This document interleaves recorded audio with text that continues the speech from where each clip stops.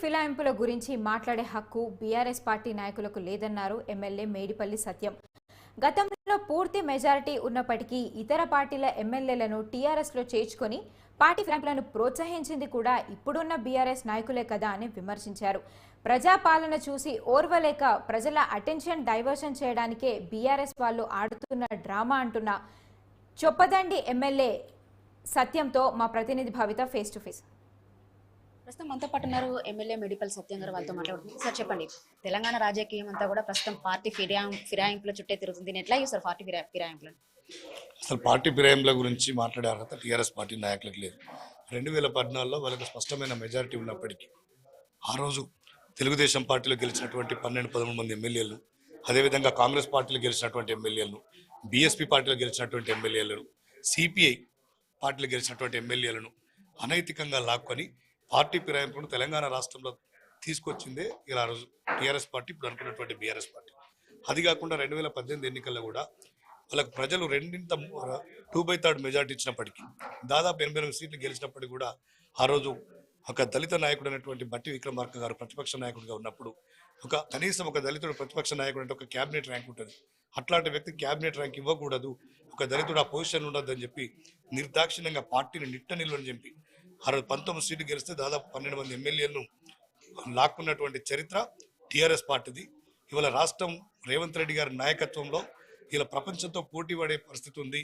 ఈ రాష్ట్రం యొక్క ఇమేజ్ని డ్యామేజ్ చేయాలి, హైదరాబాద్ యొక్క ఇమేజ్ని డ్యామేజ్ చేయాలని చెప్పి సరికొత్త కుట్రలకు ఇలా హరీష్ రావు గారు కానీ, కేటీఆర్ కానీ, కేసీఆర్ కానీ, శిఖండి లాంటి కౌశిక్ రెడ్డిని పెట్టుకొని వీళ్ళు ఒక డ్రామాలు ఆడుతున్నారు. ఆ డ్రామాలను ప్రజలు గమనిస్తున్నారు. ఇలా ఈ రాష్ట్రంలో పార్టీ ఫిరాయింపులకు ఆద్యుడు కేసీఆర్, వాళ్ళ బీఆర్ఎస్ పార్టీ. ముఖ్యంగా గత 3-4 రోజుల ఎపిసోడ్స్ చూసినట్లయితే కేవలం అరకపూడి గాంధీకి పీఏసీ ఇవ్వడంతోనే పెద్ద ఎత్తున విమర్శలు కొనసాగుతున్నాయి. అరకపూడి గాంధీ కాంగ్రెస్ పార్టీలో చేరారు, అతనికి పీఏసీ ఎలా ఇస్తారంటూ కూడా బీఆర్ఎస్ నేతలందరూ కూడా ఫైర్ అవుతున్న పరిస్థితి కనబడుతుంది. కానీ దానికి భిన్నంగా అరకపూడి గాంధీ మాత్రం నేను బీఆర్ఎస్ లోనే ఉన్నాను, కాంగ్రెస్ లో చేరలేదంట. దీన్ని ఎట్లా చూడాలి? కాంగ్రెస్ లో ఉన్నారా, బీఆర్ఎస్ లో ఉన్నారా?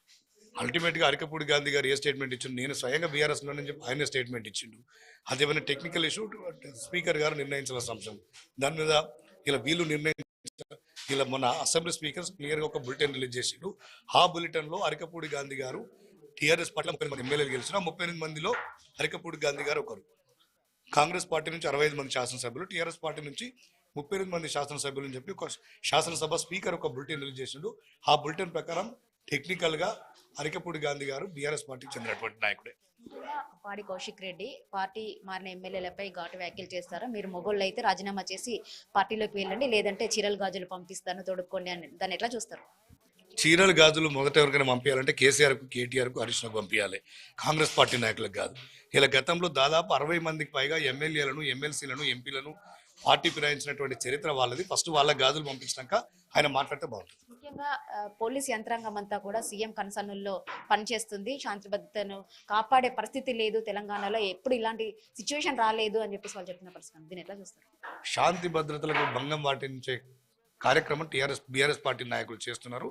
ఎట్టి పరిస్థితుల్లో వాళ్ళ కుట్రలను మేము బయట పెడతాం, వాళ్ళ కుట్రలను సాగనీయం. ఈ రాష్ట్రంలో శాంతి భద్రతకు ఎలాంటి డోకా లేదు. ముఖ్యమంత్రి గారు, రాష్ట్ర ప్రభుత్వం నిరంతరం ఈ రాష్ట్ర ప్రజల భద్రత కోసం ఆలోచిస్తారు. ఈ రాష్ట్రంలో శాంతి భద్రతలు బాగుంటాయి. వాళ్ళు ఎన్ని కుట్రలు చేస్తే దాన్ని తిప్పికొడతారు. ముఖ్యంగా ఒకవేళ అరకపూడి గాంధీ వాళ్ళన్నట్టు బీఆర్ఎస్ పార్టీలోనే ఉంటే మా పార్టీ ఎమ్మెల్యే ఇంటికి వెళ్ళడానికి మమ్మల్ని ఎందుకు అరెస్టులు చేస్తున్నారు అని మాట్లాడుతున్నారు.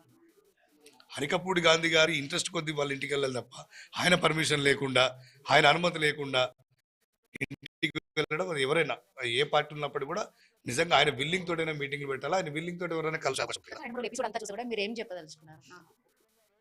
ప్రజల అటెన్షన్ డైవర్ట్ చేయడానికి ఈ రాష్ట్రంలో గతంలో ఎన్నడూ లేని విధంగా వర్షాలు, వరదలతోటి రాష్ట్రం అతలాకుతలమైంది. దాన్ని చాలా సమర్థవంతంగా డ్యామేజ్ కంట్రోల్ చేసే ప్రయత్నం ఈ రాష్ట్ర ప్రభుత్వం చేసింది. ఓదిక్కు కేంద్ర బృందం ఇక్కడ పర్యటించింది. కేంద్ర బృందానికి ఇక్కడ జరిగిన నష్టాల మీద మేము ఎప్పటికప్పుడు అంచనా వేస్తున్నాం. ఇవన్నిటిని ప్రజల అటెన్షన్ డైవర్ట్ చేయడానికి ఈ కుట్రలకు టీఆర్ఎస్ పార్టీ తెరదిస్తుంది.